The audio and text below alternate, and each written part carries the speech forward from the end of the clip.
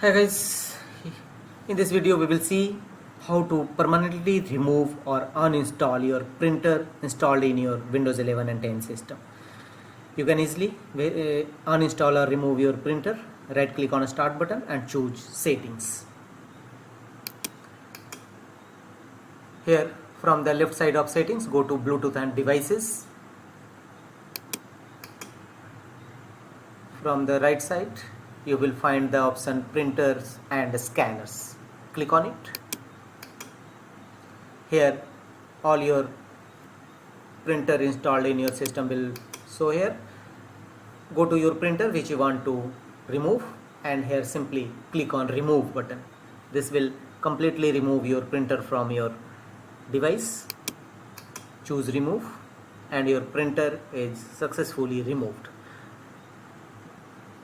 The one more way to remove or uninstall printer in your system, right click on start button and choose device manager.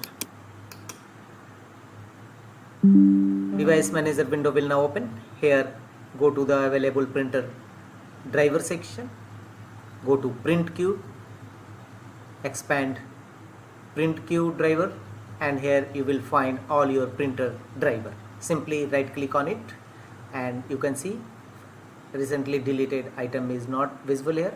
Right click on it and choose uninstall device.